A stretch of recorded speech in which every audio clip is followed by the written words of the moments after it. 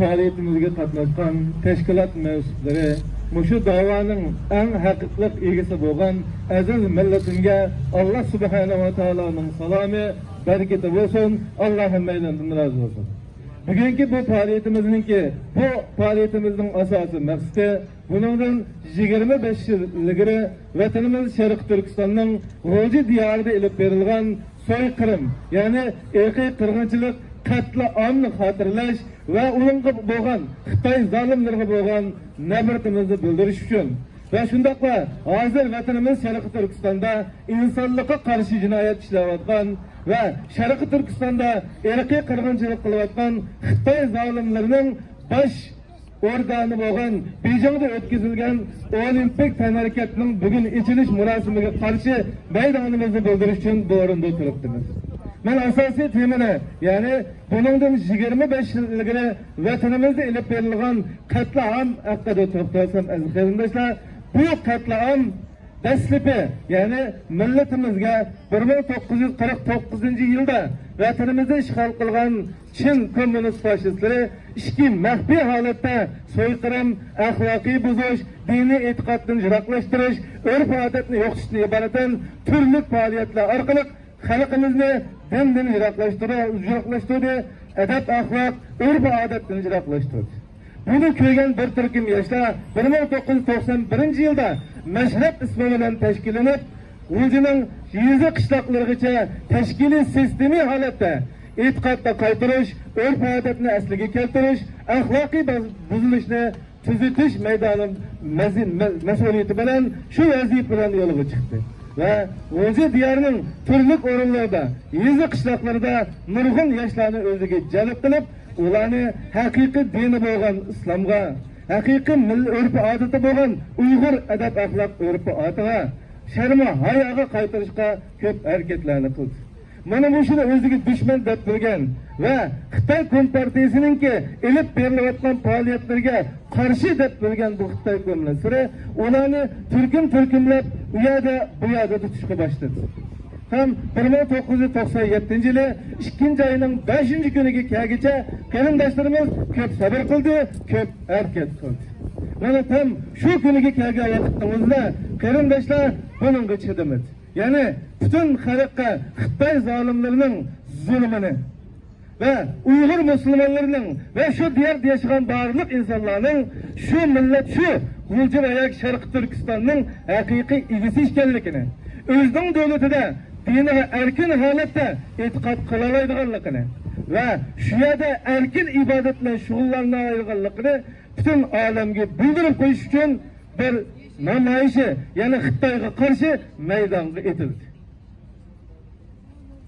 Ana shu kunisi G'o'jining taraflardan yig'ilgan dastlabda 100dan boshlangan qo'shin tushki bag'icha 600dan eshib, kechki bag'icha minglarcha yoshlarning qo'shilishi bilan Xitoyga qarshi bir namoyish, keng ko'lamda bir namoyish o'tkazildi. Bu namoyishning maqsadi Xitoyga qarshi biz o'zimizning vatanida erkin holatda yashaymiz. Biz musulmon holatda yashashimiz kerak. Bu bizning haqqimiz deganligini uqtirib qo'ymoqchi edi. Ama bizni yo'qotishni maqsad qilgan, Şarkı Türkistan xalqini tüp yıldızdan quritishni maqsad qilgan Xitoy zolimlari yoshlarimizni qattiq ig'ir darajada bostirdi. Nurg'unlarni suv bilan to'ldirib qatirdi. Nurg'unlarni tutib akilib, yalang'och holatda 30 gradus e'tiboridagi sovuqda qiynadi. Ve şu qarindoshlarimizni nurg'unlarni 200dan ortiq qarindoshimizni ölümge mahkum kıldı, 100dan ortiq qarindoshimizni mangulik turma jazosi ilib berildi. Bunu so'zlashga maqsad aziz qarindoshlar, bu voqeani hammamiz bilamiz. Bu voqeani hammamiz tanıymiz. Endi biz mayli G'o'ji qatl-omi bo'lsin, mayli Barin jihodiga qatl-om bo'lsin, mayli Ilishqo, Yuzlikchun, Urumchi, Xotan, her joyga qatl-omlar bo'lsin, aslında bizden qarindoshlarimiz edi.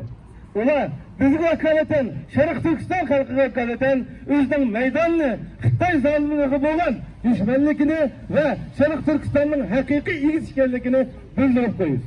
Ve shular Allohning dargohiga ketishidan birga aziz qarindoshlar, bizga qisosdan iboratan ve şu haq da'vodan iboratan ikki narsani bizga vasiyat miros qo'yib ketdi. Yaşasın bağımsız Doğu Türkistan! Yaşasın bağımsız Doğu Türkistan! Yaşasın bağımsız Doğu Türkistan! Yaşasın bağımsız Doğu Türkistan! Hak, hukuk, adalet, Türkistan'a hürriyet! Hak, hukuk, adalet, Türkistan'a hürriyet! Hak, hukuk, adalet, Türkistan'a hürriyet! Hak, hukuk, adalet, Türkistan'a hürriyet! Aziz qarindoshlar, ular bizga qoldirib qo'ygan qisosdan iboratdan manasini biz cho'qim ilishimiz kerak. Qisos olmaguncha hayot yo'q. Biz qisosimizni olgan vaqtida cho'qim biz yashayolamiz, erkin bo'la olamiz. Ana shu qisosni ilish uchun mushu Sharq Turkistonning mustaqillik da'vosida harakat qilayotgan, shu mustaqillik uchun har tarafdan safarbar bo'layotgan barliq qarindoshlardan Alloh rozi bo'lsin. Bugün ana şu meydan, ana şu qisosga o'zining imoniy burchi va vijdoniy burchi deb mana shu forumga to'plangan va dunyoning har yerida shu qarindoshlarimizni eslayotgan barliq qarindoshlarga Alloh rozi bo'lsin, Alloh ishlariga barakat ato qilsin.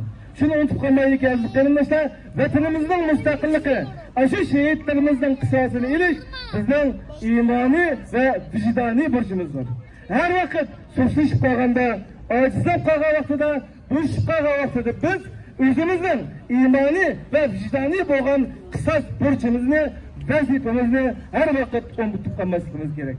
So'zimning oxirida biz so'g'uq, qarda, qishda, yomg'irda to'xtamasdan mana biz kelayotgan shu o'ringa yoshlar cho'ng'ilab qolgan dadallarimiz, onalarimiz, singillarimiz, qarindoshlarimiz bir yildan beri to'xtamaymish yerda faoliyat qiladi. Ana shularga hurmatimni bildiraman.